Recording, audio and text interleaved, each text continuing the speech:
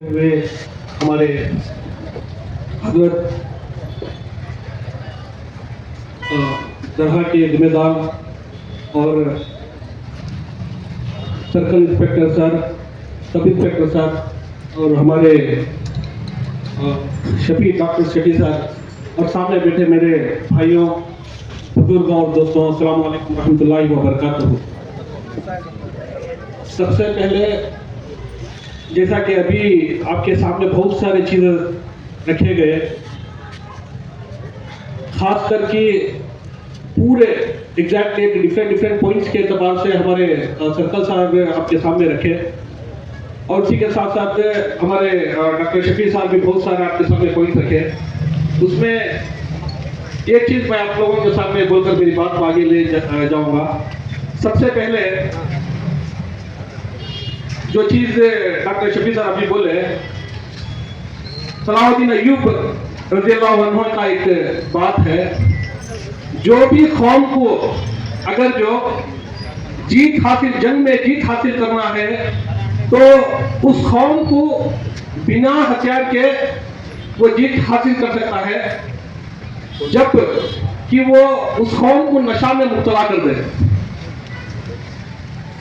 मसलन जीत जंग की जरूरत नहीं, जहां पर अगर जो कोई भी कौम को वहां उस जंग में जीतना है तो उस जगह पर नशे की चीज अगर जो हम मुब्तला कर दे तो ऑटोमेटिक वो जंग हमें हार जाती कर।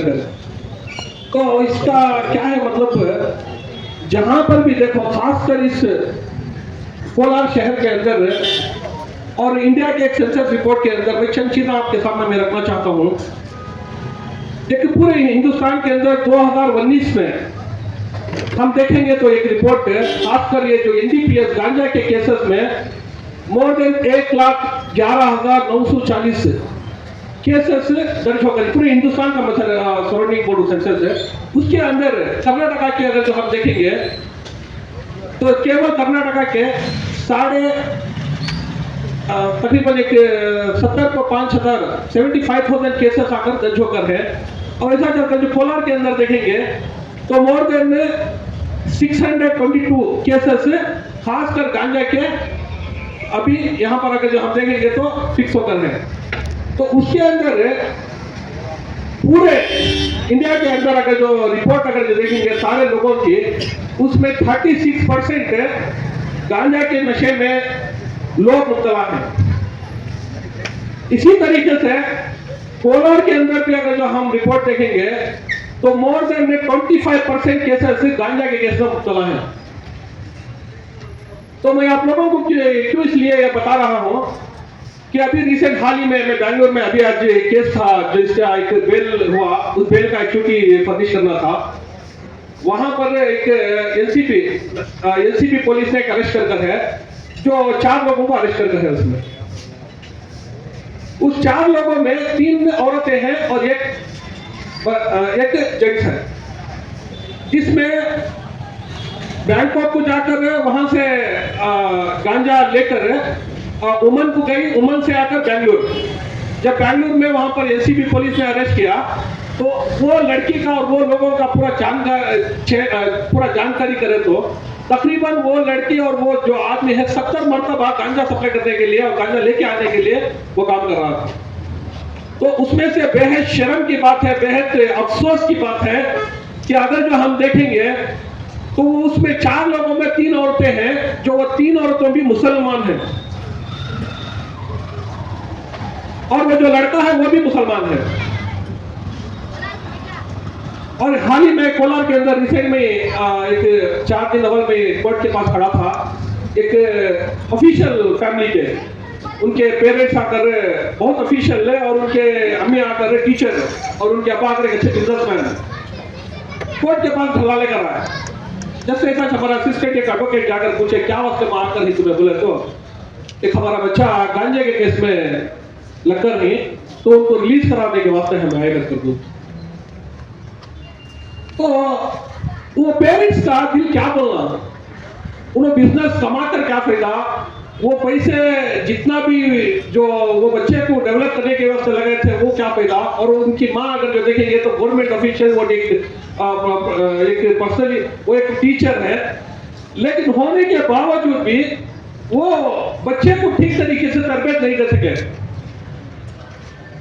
और रिसेंट अगर हम शहीद नगर का ही देखेंगे तो मैक्सिमम आकर तकरीबन 1-2 महीने अव्वल 4 लोगों को मैंने बेल कराया यही गांजे के केस में। तो बहुत अफसोस होता है, बहुत अफसोस होता है, बहुत दर्द होता है कि जब कहां पर भी ऐसे एक वाकया हमारे सामने पेश आया। तो रिसेंटली अभी हमारा एक बैंगलोर में सेम ऐसा एक मसला हो गया। ये जो टैनी रोड है और ये जो आरटी नगर है, वहां पर भी देखो मैक्सिमम आकर मुस्लिम कम्युनिटी एक काम में आकर मुब्तला है। सही मानों में अगर जो 25% में वही डिवाइड कर देखा तो 10 से ज्यादा आकर 9% में मुसलमान लोग जेल में है। तो ऐसी हालत हमारी कौम की यहां पर आ गई। तो मैं एक बेहद खुशी की बात और एक बेहद खुशी मनाना चाहता हूं, ताकि आज एक गवर्नमेंट के तरफ से, एक डिपार्टमेंट की तरफ से एक बेहतरीन इतना अच्छा एक प्रोग्राम यहां पर मुनक्कद किया गया। तो इस प्रोग्राम में यहां पर देखेंगे तो शहीद शाह नगर का सेंसर देखेंगे तो बहुत सारे लोग हैं, बहुत सारे लोगों को मैसेज गया, लेकिन यहां पर जमा होने वाले केवल चंद लोग हैं। तो मैं क्या आप लोगों को यहाँ की इस बात से, इस स्टेज से मैं आपको एक अपील करना चाहता हूँ कि जहां पर भी अगर जो ऐसी चीज आप नोट करें, ऐसी चीज देखें, तो सबसे पहले आकर वो बच्चे की तरबियत के लिए, रिहैबिलिटेशन के लिए जो आपको यहाँ पर ऑलरेडी उसका सोल्यूशन एडवांटेजेस यहाँ पर आ गया, उसके जरिए से वो बच्चे को ठीक करने की कोशिश करें। तो इसी के साथ साथ अल्लाह ताला ने कुरान के अंदर फरमाया है, इन्नल्लाह ला युगय्यिरु मा बिकौमिन हत्ता युगय्यिरु मा बिअनफुसिहिम। जब तक मैं उस कौम के हालात नहीं बदलाता, जब तक कि वो खुद अपने आप को ना बदले। मसलन क्या है?